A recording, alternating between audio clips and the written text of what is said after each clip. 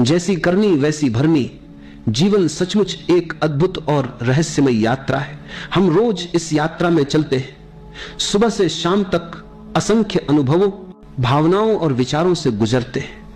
अक्सर हम सोचते हैं कि जीवन में जो कुछ हो रहा है वह बस यूं ही हो रहा है, किसी अदृश्य ताकत का खेल है।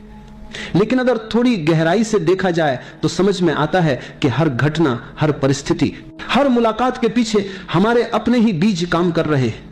जो कुछ हम बोते हैं वही लौट कर आता है। यही शाश्वत नियम है, जैसी करनी वैसी भरनी।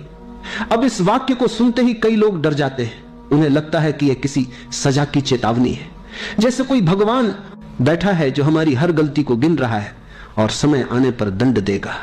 लेकिन सच ऐसा नहीं है। यह नियम किसी अदालत का फैसला नहीं है, यह तो ब्रह्मांड का सहज संगीत है। जैसे धरती का गुरुत्वाकर्षण बिना किसी पक्षपात के काम करता है, वैसे ही कर्म का नियम भी बिना पक्षपात के चलता है। आप चाहे गरीब हो या अमीर, हिंदू हो या मुस्लिम, शिक्षित हो या अनपढ़, यह नियम सभी पर समान रूप से लागू होता है। सोचिए, जब किसान अपने खेत में गेहूं का बीज डालता है तो आम का पेड़ उगने की उम्मीद नहीं करता। वह जानता है कि जो बीज डाला गया है उसी का फल मिलेगा। प्रकृति इतनी ईमानदार है कि कभी धोखा नहीं देती। अगर बीज गेहूं का है तो गेहूं ही उगेगा, चाहे किसान अमीर हो या गरीब, चाहे वह पूजा करता हो या नहीं।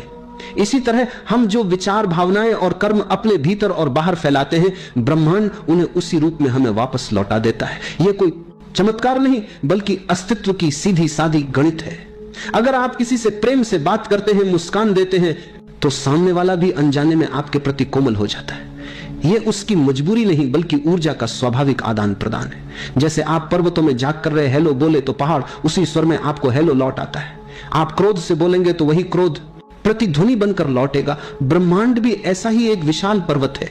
आप जो भेजते हैं वही गूंज बनकर लौटता है। इसलिए जैसी करनी वैसी भरनी डराने वाली बात नहीं बल्कि एक सुंदर आमंत्रण है। यह हमें याद दिलाता है कि हमारे पास अपने जीवन को बदलने की पूरी शक्ति है। हम हर दिन हर पल नए बीज बो सकते हैं। अगर अब तक हमने अनजाने में क्रोध, ईर्ष्या, शिकायत के बीज बोए हैं तो कोई बात नहीं। आज से हम प्रेम, करुणा और आनंद के बीज बोना शुरू कर सकते हैं। यह नियम हमें कैद नहीं करता बल्कि आजादी देता है। आज का चुनाव कल को बदल सकता है।